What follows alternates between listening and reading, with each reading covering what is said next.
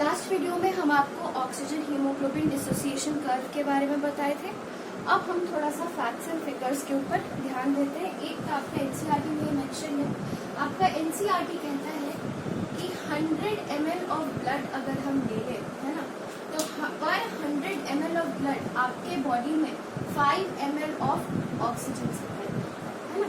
पर 100 ml of blood आपके body में 5 ml ऑफ ऑक्सीजन सप्लाई करता है। ठीक, इसके अलावा नॉर्मल हीमोग्लोबिन लेवल की अगर हम बात करें,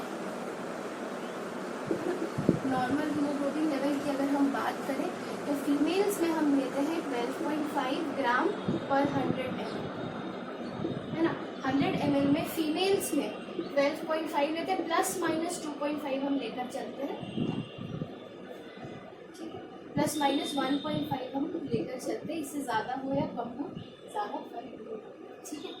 ये फीमेल में हो गया। मेल्स में हम लेते हैं 15, है ना, इसमें भी प्लस माइनस 1.5 ग्राम हम ग्राम पर 100 ml, ठीक है। ये आपका नॉर्मल हीमोग्लोबिन लेवल है और पर 100 ml ऑफ ब्लड आपके बॉडी में 5 ml ऑफ ऑक्सीजन का ट्रांसपोर्टेशन करा, ठीक है। यहाँ तक कोई प्रॉब्लम नहीं। नेक्स्ट हम आगे बढ़ते हैं आपके नेक्स्ट टॉपिक पे। अच्छा, इसके पहले हम आपको एक दो चीज और बताना चाहते हैं। हीमोग्लोबिन,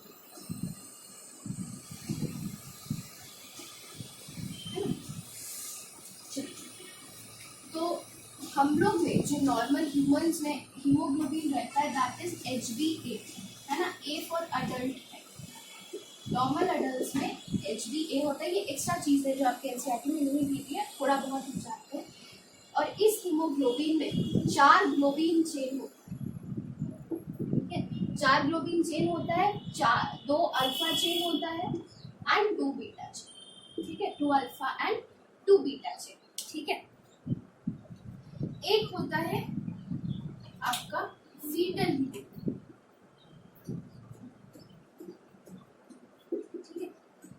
फीटल हीमोग्लोबिन में 2 अल्फा के साथ आपका 2 डेल्टा चेन, है ना, इसमें बीटा चेन नहीं होता है, ठीक। और ये जो हीमोग्लोबिन होता है इसका एफिनिटी 30% से ऑक्सीजन के लिए, इसका एफिनिटी 30% से हीमोग्लोबिन ए से ज्यादा होता है, ठीक।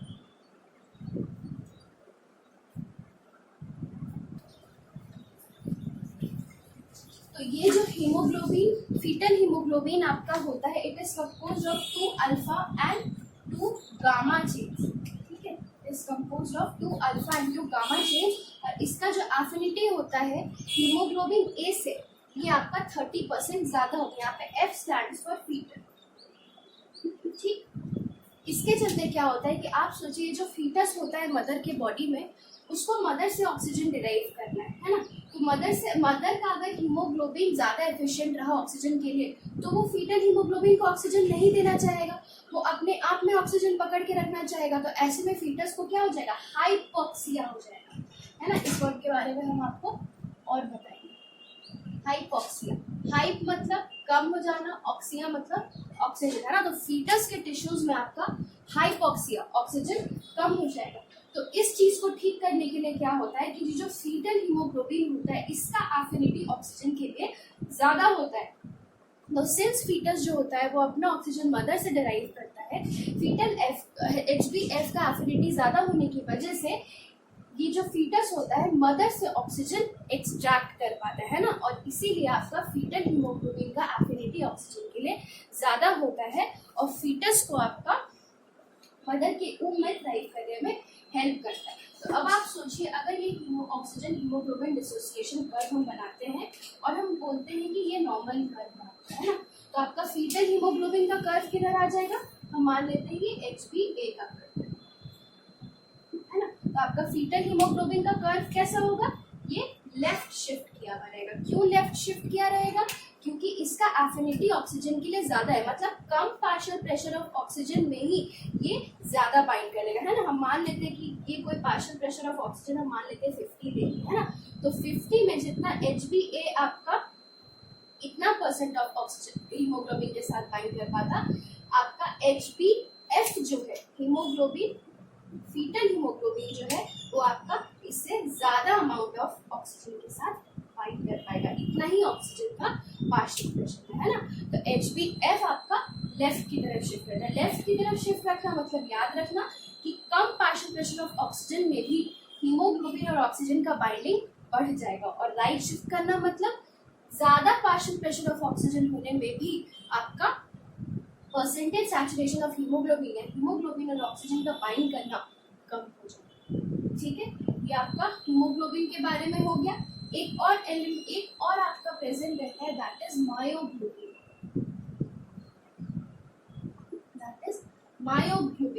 मायोग्लोबिन क्या होता है? मायोग्लोबिन भी आपका ऑक्सीजन कैरिंग पिगमेंट होता है जो कि आपको मसल्स में मिलता है ना, जो कि आपको मसल्स में मिलता है। और इस हीमोग्लोबिन में है ना, जैसे कि आपका 4 ग्लोबिन चेन के साथ 4 आयरन मॉलिक्यूल्स भी था, है ना, 4 ग्लोबिन चेन के साथ आपका 4 आयरन मॉलिक्यूल्स भी था। इसमें आपका एक ही आयरन मॉलिक्यूल है ना, मायोग्लोबिन में आपका एक ही आयरन मॉलिक्यूल रहता है। तो जहां आपका ये वाला हीमोग्लोबिन 4 आयरन था, मतलब कि क्या 4 ऑक्सीजन मॉलिक्यूल कैरी करता था, मतलब कि एक आयरन आयन जो है वो आपका एक ऑक्सीजन मॉलिक्यूल या 2 ऑक्सीजन एटम कैरी कर सकता था। यहाँ पे सिर्फ एक ही है। तो जहाँ हीमोग्लोबिन का कैपेसिटी 4 ऑक्सीजन मॉलिक्यूल्स को कैरी करना है या 8 ऑक्सीजन एटम्स को कैरी करना है, वहाँ मायोग्लोबिन क्या कर पाएगा? सिर्फ 2 ऑक्सीजन एटम या सिर्फ एक ऑक्सीजन मॉलिक्यूल ही कैरी कर पाएगा। और ये आपको मसल्स में मिलता है ना, ये आपको मसल्स में मिलता है। मसल्स में ऑक्सीजन स्टोर करके रखते हैं, कभी आपको एक्सरसाइज करना पड़ गया तो ऑक्सीजन का बॉडी में कमी होने लगता है ना, तो उस टाइम मायोग्लोबिन ये ऑक्सीजन आपके मसल्स में छोड़ने लगता है ताकि मसल्स को एडिक्वेट अमाउंट ऑफ ऑक्सीजन मिल पाए। तो अगर हम इस मायोग्लोबिन का ग्राफ देखेंगे, इस मायोग्लोबिन का अगर हम ग्राफ देखेंगे तो मायोग्लोबिन का ग्राफ कैसा होगा? हम मानते हैं ये मेरा नॉर्मल हीमोग्लोबिन का ग्राफ है, ठीक है। मायोग्लोबिन का ग्राफ कुछ ऐसा है ना, ये सिग्मोइड था, ये हाइपरबोलिक होगा, है ना। हाइपरबोलिक समझते हैं? हाइपरबोला मतलब कि एक लेवल तक कुछ नहीं होगा फिर अचानक से सैचुरेट कर जाएगा, है ना। अगर ये PO2 ऑफ ऑक्सीजन है, एक लेवल से PO2 बढ़ा, तुरंत से तुरंत टोटली सैचुरेट कर गया। क्यों? क्योंकि वो सिर्फ एक ही ऑक्सीजन मॉलिक्यूल कैरी कर सकता है। ये जो सिग्मोइड कफ था, पहले 1 या 2 या 3 या फिर 4 जब किया तब जाकर फाइनली सैचुरेट हुआ। लेकिन ये जो मायोग्लोबिन है वो क्या करता है? सिर्फ एक ही कैरी करता है। तो जैसे ही थोड़ा ऑक्सीजन बढ़ेगा वो सारा का सारा कंबाइन हो जाएगा, कंबाइन करके मेरे को हाइपरबोलिक ग्राफ मिलेगा। तो नॉर्मल हीमोग्लोबिन का ग्राफ मेरा कैसा होता है? नॉर्मल हीमोग्लोबिन का ग्राफ मेरा सिग्मोइड होता है, ठीक। और जो आपका मायोग्लोबिन का ग्राफ होता है वो आपका हाइपरबोलिक, मायोग्लोबिन का ग्राफ मेरा हाइपरबोलिक होता है, ठीक। चलिए, ठीक। इसके बाद हम आपको एक और चीज बताएंगे ऑक्सीजन के साथ रिलेशन में।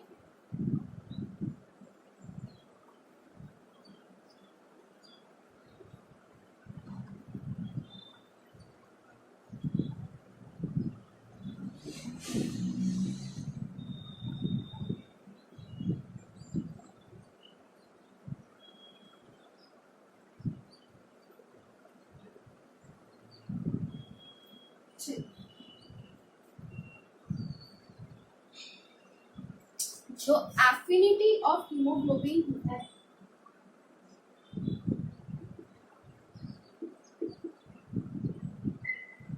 Affinity of haemoglobin for oxygen सबसे कम होता है, उससे ज्यादा होता है कार्बन डाइऑक्साइड का, सबसे ज्यादा होता है कार्बन मोनोऑक्साइड, है ना, सबसे ज्यादा होता है कार्बन मोनोऑक्साइड का। तो हम कहते हैं कभी भी आप सो रहे हो, है ना, तो बोला जाता है कि रूम में कोयला जला के बंद रूम करके नहीं सोना चाहिए, ठंड के टाइम पे स्पेशली, है ना, हीटर ऑन करके नहीं सोना चाहिए।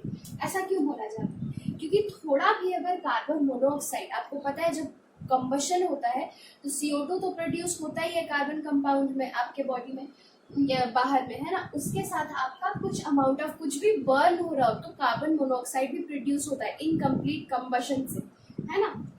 तो कार्बन मोनोऑक्साइड जो प्रोड्यूस होता है वो थोड़ा भी अगर आपके बॉडी में जाएगा तो उसका एफिनिटी ऑक्सीजन से लगभग 100 टाइम्स ज़्यादा होता है, 100 टाइम्स ज़्यादा होता है ना एफिनिटी हीमोग्लोबिन के लिए। तो वो क्या करेगा, बहुत ज़्यादा अमाउंट में ऑक्सीजन के साथ हीमोग्लोबिन के साथ बाइंड करने के लिए कम्पीट करने लग जाएगा, है ना, ऑक्सीजन के साथ कम्पीट करेगा कि हम हीमोग्लोबिन के साथ बाइंड करेंगे। और इस वजह से क्या होगा कि आपका बॉडी में ऑक्सीजन का डिस्ट्रीब्यूशन, ऑक्सीजन का लेवल कम होने लगेगा, कार्बन डाइऑक्साइड का बढ़ने लगेगा, सोते सोते ही आप ऊपर चले जाइएगा, है ना, हाइपोक्सिया में चले जाइएगा। ठीक है, तो इसलिए कभी भी अगर आप सोए, अगर आप रात में ठंड के दिन में कोयला जला के सो रहे हैं या फिर हीटर ऑन करके सो रहे हैं, तो please make sure do not close your rooms, है ना, कभी भी रूम बंद करके नहीं सोना है। ऑक्सीजन का प्रॉपर फ्लो, प्रॉपर वेंटिलेशन उस घर में या उस रूम में होना चाहिए। ठीक है, तो ऑक्सीजन के साथ जब बाइंड करता है तो हम ऑक्सी हीमोग्लोबिन बोलते हैं, कार्बन डाइऑक्साइड के साथ बाइंड करता है तो हम कार्बामिनो हीमोग्लोबिन बोलते हैं। जब कार्बन मोनोऑक्साइड के साथ हीमोग्लोबिन बाइंड करता है तो हम इसको कार्बोक्सी हीमोग्लोबिन बोलते हैं, हम इसको कार्बोक्सी हीमोग्लोबिन। ठीक है, यहाँ पे आपका ऑक्सीजन के बारे में खत्म होता है और हम स्टार्ट करते हैं कार्बन डाइऑक्साइड के ट्रांसपोर्टेशन के साथ।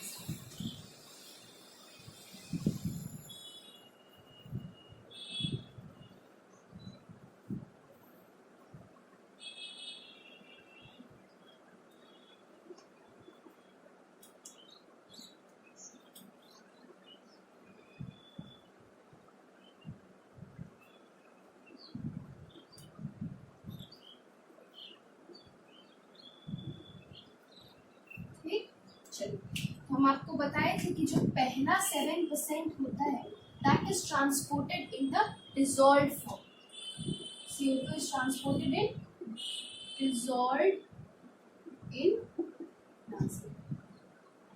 ठीक है, बाकी का जो 20 से 25% होता है आपका, that 20 to 25% is transported in the form of carboxy hemoglobin।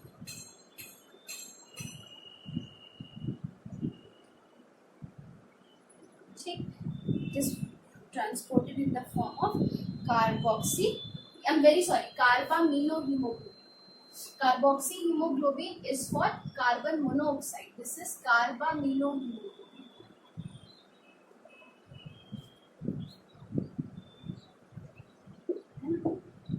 Carbaminohemoglobin, CO2 plus hemoglobin is carbaminohemoglobin, and CO plus Hb, carbon monoxide plus hemoglobin is carboxyhemoglobin। ठीक है, एंड लास्ट फाइनली जो आपका 70% होता है, ये 70% आपका HCO3 माइनस बाइकार्बोनेट आयंस के form में ट्रांसपोर्ट होता है। ठीक है, तो ये दोनों में तो कुछ पढ़ने का है नहीं, हम आगे चल के पढ़ते हैं बाइकार्बोनेट आयन के फॉर्म में ये कैसे ट्रांसपोर्ट होता है ना। Let us look at how it is transported in the form of bicarbonate ions.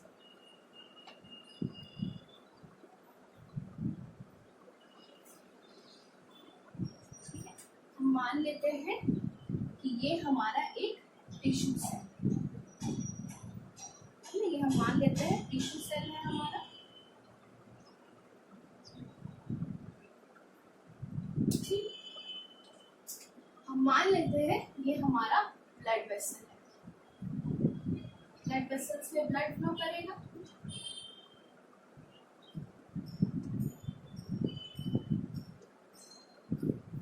ठीक है, ब्लड वेसल में ब्लड फ्लो करेगा। अब इस ब्लड वेसल में आपका आरबीसी रहेंगे, है ना, जो रेड से डिपिक्ट कर रहे हैं हम उसको आरबीसी, ब्लड सेल्स। ठीक, टिश्यू सेल में आपका CO2 प्रोड्यूस हो, टिश्यू सेल में आपका CO2 प्रोड्यूस हो, ये CO2 डिफ्यूज करके ब्लड में जाए, डिफ्यूज करके ब्लड के अंदर आरबीसी के अंदर चला जाएगा, है ना, इस रेड ब्लड सेल के अंदर डिफ्यूजन से CO2। ठीक, इस आरबीसी के अंदर में H2O मॉलिक्यूल्स होगा, वाटर मॉलिक्यूल्स होगा। इन वाटर मॉलिक्यूल्स के साथ ये CO2 कंबाइन करेगा in the presence of an enzyme that is called as carbonic anhydrase. That is called as carbonic anhydrase. ये H2O plus CO2 carbonic anhydrase enzyme के presence में combine किया and आपका H2CO3 बना। ठीक, ये H2CO3 फिर से कार्बोनिक एनहाइड्रेज के प्रेजेंस में H प्लस आयन और HCO3 माइनस आयन में डिसोशिएट कर जाएगा, है ना। ये जो H2CO3 इसको हम बोलते हैं कार्बोनिक एसिड, है ना। यहाँ जगह नहीं है लिखने का, आप लिख लेना।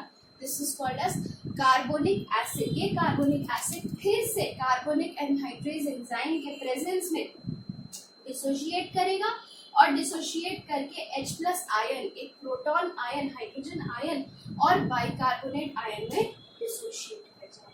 यहाँ तक कोई प्रॉब्लम नहीं। अब ये डिसोसिएशन के बाद क्या होगा कि ये जो HCO3 माइनस या बाइकार्बोनेट आयन है आपका, ये आरबीसी के बाहर डिफ्यूज कर जाएगा।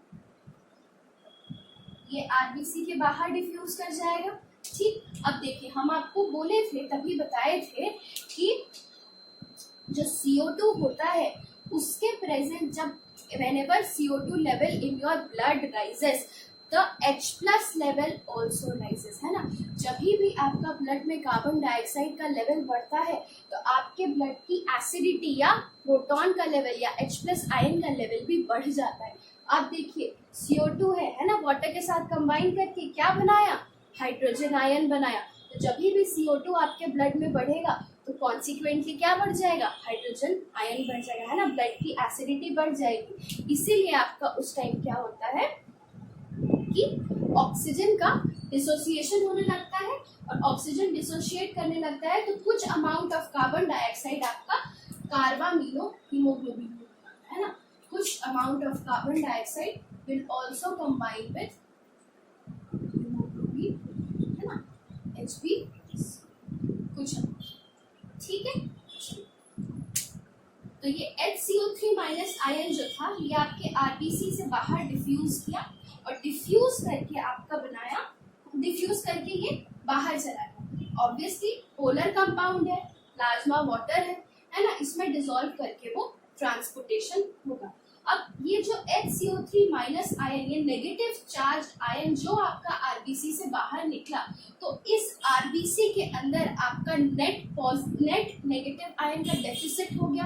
मतलब कि अभी तक ये H प्लस जितना प्रोड्यूस हो रहा था उतना ही HCO3 माइनस भी प्रोड्यूस हो रहा था, तो आपका चार्ज बैलेंस था। लेकिन HCO3 माइनस के बाहर डिफ्यूज करने की वजह से क्या हुआ कि आपका आरबीसी के अंदर नेगेटिव चार्ज कम हो गया और पॉजिटिव चार्ज या H प्लस आयन बढ़ गया। इस बढ़ने की वजह से आपका क्या होगा, चार्ज अंदर बढ़ जाएगा। तो ये चार्ज हम कभी भी अपने बॉडी में ऐसे नहीं रख सकते, हमको हमेशा न्यूट्रल करके चलना होगा। तो due to diffusion of HCO3 minus outside RBC, दूसरा नेगेटिवली चार्ज आयन जो कि क्लोराइड आयन होता है, वो इसके बाहर निकलने को कंपेंसेट करने के लिए अंदर डिफ्यूज है ना। बाइकार्बोनेट आयन के बाहर डिफ्यूजन को कंपेंसेट करने के लिए chloride ion Cl minus ion अंदर डिफ्यूज करने लगता है, और इसी फिनोमिना को हम बोलते हैं क्लोराइड शिफ्ट, है ना। या फिर इसको हम और कहते हैं हैमबर्गर फिनोमिना।